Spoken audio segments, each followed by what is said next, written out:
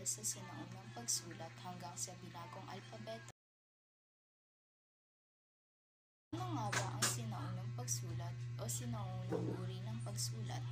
Katulad sa bansang Thailand, China, Korea at iba pa ay may sarili ring pamamaraan ang ating bansa sa pagsulat. Ito ay ang baybayin. Sa paraan ng sinaunang pagsulat o katutubong paraan ng pagsulat, ito ay kinikilala bilang baybayin ng mga Pilipino. Isang makalumang paraan ng pagsulat sa Pilipinas na nagmula sa bansang India. Ginamit din ang baybayin ng mga Tagalog, ilang grupo ng Kapampangan at Ilocano dahil sa impluwensya ng mga Espanyol. Pangunahin ding sinusulatan o inuukitan ng mga katutubo noon ay ang kawayan, ngunit kakaunti ang ebidensya dito dahil ito ay nabubulok. Base sa mga misyonaryong Espanyol, nadatnan nilang 100% ng mga matatanda, kabataan, lalaki man o babae ang may kakayahan makapagsulat at makapagbasa nito. Dahil sa pangyayaring ito, kailangan nilang ilimbag ang unang aklat sa Pilipinas. Ano nga ba ang aklat na inilimbag sa Pilipinas? Ito ay ang doktrina Kristiyana. Nakapaloob dito ang bersyon ng mga dasal o kaysaysayan ng pananampalataya at tuntunin ng Kristyanismo sa paraang baybayin ito ay ginamit ng mga prayle noong sinaunang panahon. Ito ay binubuo ng mga tekstong Espanyol at Tagalog sa alpabeto ng Romano, ngunit inilimbag din ang tekstong salin sa baybayin. Dahilan kung bakit ito ay nawala dahil sa pananakop ng mga Kastila. Magandang buhay sa inyong lahat. Ako nga pala si Binibining Jade Songkog, ang magbibigay sa inyo ng karagdagang kaalaman tungkol sa ating baybayin. Ang salitang baybayin po ay nagmula sa baybay ng mga Tagalog na ang ibig sabihin ay gilid o tabi ng dagat. At ang salitang pagbaybay naman po ay nangangahulugan ng spelling. Kung mapapansin po ninyo, ang paraan ng pagsulat ng baybayin ay maihahalin tulad po natin sa mga alon ng dagat. Ngayon naman po ay dumako tayo sa sistema ng pagsulat ng mga Pilipino. Ang baybayin po ang sinaunang sistema ng pagsulat ng mga Pilipino. Mayroon po itong 17 pantig o simbolo na kumakatawan sa 14 na katinig o ang ating consonant at ang 3 patinig o ang ating vowels. Noong nakadestiryo si Jose Rizal sa dapitan, mayroon siyang 2 libro na nailimbag. Isa puro na ang Estudio sobre la Lengua Tagala noong 1899. Ang libro pong ito ay ang pag-aaral tungkol sa wikang Tagalog. Kasama sa ipinaukala ni Dr. Jose Rizal ang reforma ng ortografiyang Tagalog na mayroong 5 patinig at 15 patinig. At ang mga titik na ito ay ang naging batayan ng abakada na ginamit sa mga aklat ng gramatika ng ama ng bararilang Pilipino na si Lopica Santos o tanyag bilang Mang Openg. Ang nailimbag ni Dr. Jose Rizal ang naging batayan ni Lopica Santos at idinagdag sa orihinal ng mga titik ng baybayin ang katinig na R at ginawang 5 patinig o ang vowels natin na A, E, I, O, U, kaya naging 20 ang titik ng ating alphabet Tagalog. Kahanay ito sa paraan ng a, ba, kada, egaha, lamana, nga, o para sa, ta, o waya. Kung napansin niyo po ang paraan ko ng pagbigkas ng abakada ay mayroong patinig na a sa dulo kung paano ito isinasambit.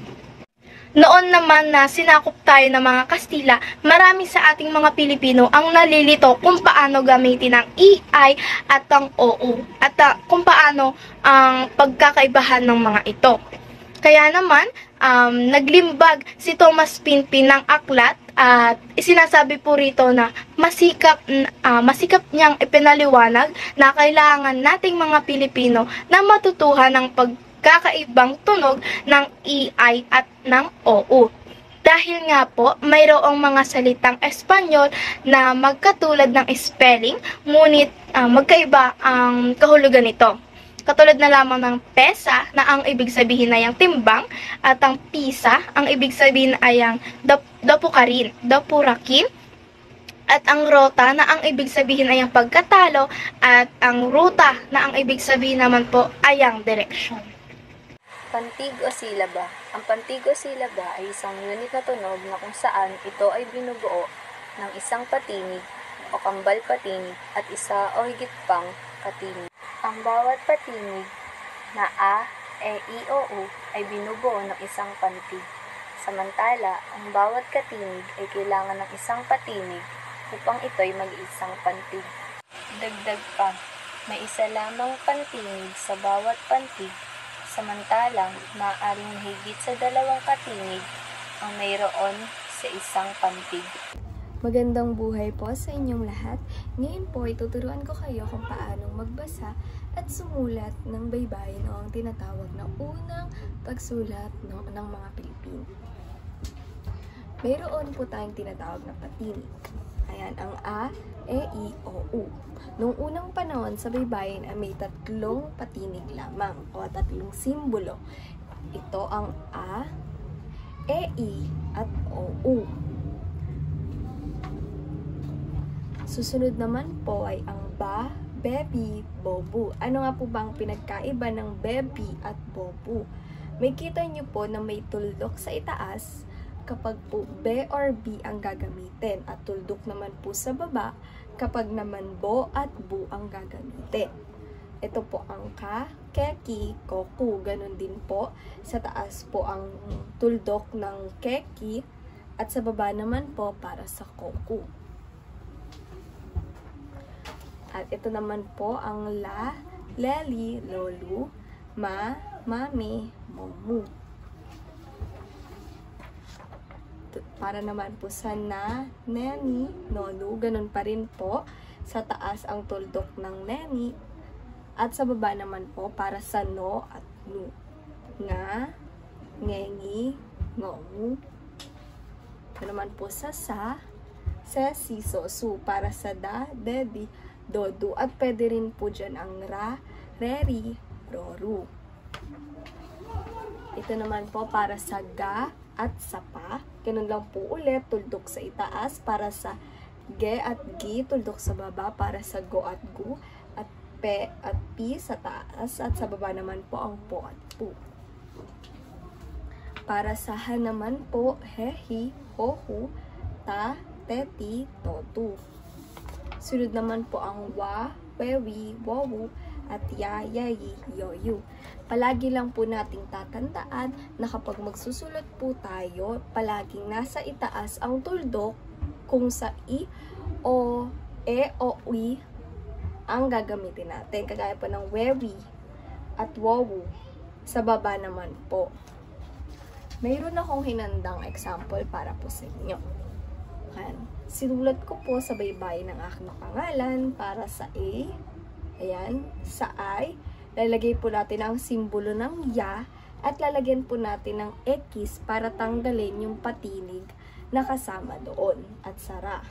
Ganoon din po sa bahay, lagyan po natin ng X sa ya, may simbolo po ng X upang tanggalin or alisin ang patinig na kasama nito. Maraming salamat po sa pakikinig. Naway naunawaan po ninyo ang aking tinalakay ngayong araw. Maraming pong salamat. Matapos nating pag-aralan ang baybayin hanggang abakada, ngayon ay dumako naman tayo sa bago o makabagong alpabetong Filipino. Bago pa man yan, ilan nga ba ang letra ng alpabetong Filipino? May gusto bang sumagot? Tama! 28 o 28 na ang letra ng bagong ortografiyang Filipino. 5 sa mga titik nito ay patinig. At 23 naman sa mga titik na ito ay katinig. Ang kasalukuyang 28 na titik na alpabetong Filipino ay itinatag kasunod ng paglagda sa 1987 Constitution. Alam niyo ho ba na noon ay nagsagawa ng pagbabago ang surian ng wikang pambansa sa pamamagitan ng pagdaragdag ng 11 titik sa dating alpabeto ni Loki Santos na mayroong 22 letra o titik. Ano-ano nga ba ang mga nadagdag na titik? Ito ang 11 nadagdag. C, CH, FJ, L, Q, R, U, X at Z. At dahil dito nakabuo ng 31 na titik at dahil sa dami nito, ito ay tinawag na pinagyamang alpabeto noong 1971 at ito ay binuo ng 31 mga letra. Kasama rito ang mga letrang CH, LL at RR. Sa ika-4 na Oktubre noong 1971, hinggil sa alpabetong Filipino, pinagtibay pa ito ng surian ng wikang pambansa. Ang pagpapayaman sa mga letrang mayroon tayo hanggang sa kasalukuyan. Ngunit, sinundan daw po ito ng puna na lubang pinarami ang mga bagong titik na ito. Ito nga po yung tinatawag nating pinagyamang alpabeto na may 31 mga titik. Ito raw po ay pinuna dahil ito ay lubhang pinarami. Kaya, muling nirebisa o sinuri ang alpabeto. Nirebisa ito at ito ay naging 28 letra na lamang. At dito, tinanggal ang letrang CH, RR, LL. Sa ikatlong ortografiya ng wikang pambansa sa Konstitusyong 1973, tinawag ng Filipino ang ating wikang pambansa. At ito na nga po, 1987, ipinakilala ang ortografiyang Filipino na tinaguriang makabagong alpabetong Filipino. Sa makabagong alpabetong Filipino, ay mayroon na tayong 28 na letra o 28 letra. Kumpara noon na 20 lamang, ito nga po yung abakada, ito yung 28 titik na ipinakilala ni Loki Santos noong 1940 na nagmula sa kanyang libro na Balarila ng Wikang Pambansa. Ulitin ko lamang po. Ito nga po yung mga letra na kung basahin ay aba, kada, ega, ha, i, la, ma, na, nga, o, para, sa, tauwaya. Sa binagong alpabetong Filipino ay mayroon tayong 8 hiram na letra. Ang letrang C, F, J, N, Q, V, X at Z. Dito ay mapapansin natin na mas lumawak na ang ating kakayahan sa wikang Filipino dahil sa mga hiram na salita. Makabagong alpabetong Filipino, pinalaganap din ang isang modernisadong alpabeto na ipinapabasa ang mga titik sa paraang Ingles, maliban sa enye na tawag Kastila. Basahin nga po natin. Maaari nyo ba akong sabayan kung paano banggitin sa paraang Ingles ang mga titik na ito? Sige, tara, simulan na natin. A, B, C, D, E, F, G, H, I, J, K, L, M, N, G, O, P, Q, R, S, T, U, V, W, X, Y, at Z. Ngunit hindi nasagot ng 1987 gabay ang ilang sigalot lalo na ang hinggil sa kaso ng kambal patinig o diptongo na lumitaw mula pa noong 1977 gabay. Ngayon ay alamin naman natin kung paano nga ba pinagtibay ng Konstitusyon 1987 ang wikang Filipinong pambansa na papumunuan ni Sia. So magandang buhay, ako nga pala si Chang Roberto Dason ng BSN Filipino 11001 at tatalakayin naman natin ang modestong alpabeto. So, isa sa mga radikal ng pagbabago ng pagbabaybay sa paggamit ng 8 dagdag na titik ng moderno alpabetiko. Meron tayong mga letrang C, F, J, N, Q, V, X, and Z. Pangunahing gamit ito ng pananatili ng mga kawig, tunog sa pagsulat mula sa katutubong wika. Yung mga katutubong wika, sila yung mga unang nakatuklas na mga letrang naidagdag. Ang mga titik na F and J, V and Z ay importante upang maigalang mga kawig na tunog sa mga katutubong wika. Hindi tulad noong panahon ng abakada na ang tinatawag nila sa ifugao is ipugaw. So which is napapalitan tayo ng salitang P sa F. Bale, may mga nadagdag na mga letra na galing sa mga English. So ito nga pala ay ifugaw. Halimbawa na nga lang nito ay yung ifugaw is napalitan ng F. Bale, ito ay malambot na kung bibigyan sa ifugaw. Kasi nung mga katutubo kasi ginagamit nila ang letrang P. So, kung pagbabasa dito is wait na. Ifugaw. Bali, matigas yung pagkabigkas dahil ito ay letrang P ang ginamit. So, isa pa sa mga example, ang ibatan ay sinusulat na ebatan. Bali, may pinilitan tayong letter dun which is yung V as in victory. Bali, ang dating katawagan damang doon is ibatan which is yung B as in bag. So,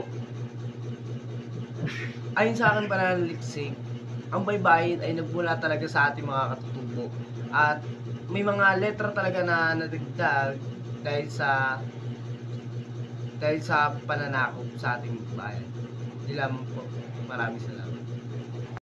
Magandang buhay sa ating lahat. Ako nga pala si Jenny Lindsay Santos, ang tagapag-ulat sa pangkat 2. So, ang ating itatalakay, ang natalakay na sa 2013 forum ay ang mga sumusunod. Ang katangian ng ortografiyang Pilipino.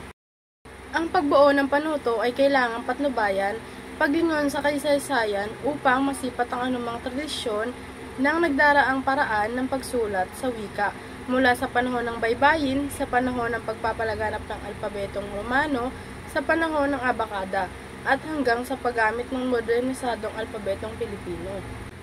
Upang makabuo ng panuto, kailangan nakabatay ito sa kasaysayan at tradisyon upang makasabay tayo mula baybayin hanggang modernisadong alpabetong Pilipino. Pangalawa, kailangan nakabatay ito sa mataas na modelo ng paggamit ng wika. Bakit nga ba kailangan nakabatay ito sa mataas na modelo ng paggamit ng wika? Kailangan nakabatay ito sa mataas na modelo ng paggamit ng wika?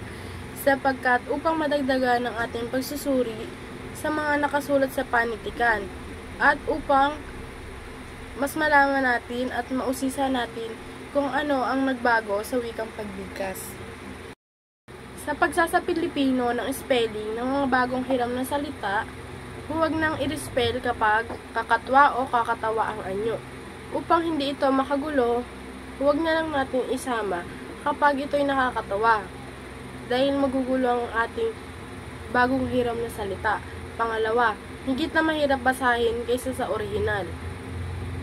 Pangatlo, nasisira ang kabulahang kultura at higit na popular ang anyo sa orihinal. Kailangan nakakasabay talaga ito sa kasaysayan at tradisyon mula baybayin, dahil magiging magulo ang ating bagong hiram na salita kung hindi ito naka-align sa ating kultura o pinagbula ng ating wika. Ito ang ilan sa mga halimbawa ng pagre-spelling. Ito ay ilan sa mga halimbawa. Una, ang carbon dioxide, nakaligay dito sa ating screen. At Ito ang sa Pilipino ang carbon dioxide. Pangalawa ay Feng Shui at Feng Shui sa Pilipino. Ang walang KT sa baybaying Pilipino, kaya ang addict sa Ingles ay magiging addict, hindi addict. Ang correct sa Ingles ay magiging correct. May K sa dulo pero walang KT. Ito yun. Yung lamang po. Maraming salamat. So, ayan, magandang buhay sa inyong lahat. Ako nga pala si Binibining Jason si Evangelista, ang magbibigay sa inyo ng dagdag kaalaman sa mga makabagong alpabeto ng Pilipino. Tumako naman tayo sa pangatlong mithiin ng katangian ng ortografiyang Pilipino. Ano nga ba ang pangatlong mithiin ng ortografiya? Ito ay episyente. Kailangan episyente ang ortografiya o kailangan nakatutugon ito sa pangangailangan sa pagsulat. Ang pagdaragdag ng mga titik para sa modernisadong alpabeto ay isang maliwanag na pag-angkop ng wikang Filipino sa mga gawain hindi na kayang tupadin ng lumang abakada. Ngayon naman, idadako tayo sa pang-apat na mithiin ng ortografiya. Ano nga ba ang pang-apat na mithiin ng ortografiya? Ito ay ang flexible o flexible. Kailangan flexible ang ortografiya o pamagampanan ang lumalawak o pambansa na gamit ng wikang Filipino. Number 5, kailangan madali itong gamitin. Ang mga bagay na ito ang may pagmamalaki ng baybayin at abakada. Gayunman, sa kabila na pumasok sa limuot mula sa tunog ng modernisadong alpabeto ay may pagmamalaki pa rin na madaling ituro, lalo na sa paaralan, at palaganapin ang kasalukuyang gabay sa ortografiya ng wikang Pilipino. So, base sa pagkakaintindi ko, ang ginawa ng mga namumuno sa wika ay pinagsisikapan nilang baguhin ang sistema ng pagsulat upang maisama ang iba't ibang katangian ng iba't ibang wika sa Pilipinas. Dapat itong maging madali at magamit ng lahat, lalo na sa paaralan, para mas mapaunlad at maipakita ang pagiging pambansa ng wika ng Pilipinas. Gayunpaman, mahalaga pa rin na masunod ang kasalukuyang sistema ng pagsulat na batay sa abakada para mas mapanatili ang iba't ibang katangian nito. Noong 1890 ay naipahayag na ni Rizal sa kanyang panukalang reforma sa ortografiyang Tagalog na kailangan itong maging agpang sa diwa ng ating wika at ng mga kapatid na wika nito. At higit sa lahat, para mapagaan ang pag-aaral nito. Ang ibig sabihin, lumilikha ng mga tuntunin ang standardisasyon tungo sa higit na mabisang pagtuturo ng pagsulat.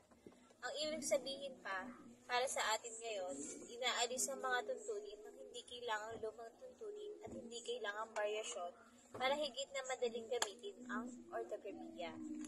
Sa aking pagkakaunawa, ang mga pinuno sa wika ay nagsusumikap na baguhin ang paraan ng pagsulat upang masama ang mga iba't ibang katangian ng iba't ibang wika sa Pilipinas.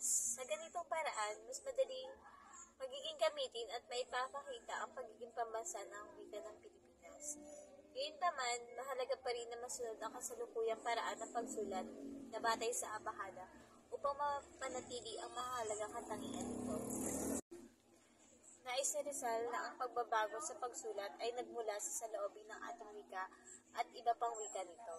At higit sa lahat, para mas mapadali ang pag-aaral nito. Ito ay nangangahulugan na ang pagbuo ng mga patakaran at mga regulasyon para sa standardisasyon ay upang mas mapadali at mas maging epektibo ang pagtuturo ng pagsulat. Basta, ang mga bagong patakaran ay naglalayon na alisin ang mga hindi na kailangang lumang patakaran at ang mga hindi kailangang mga pagkakaiba upang ang pagsulat sa wika ay magiging mas madaling gamitin.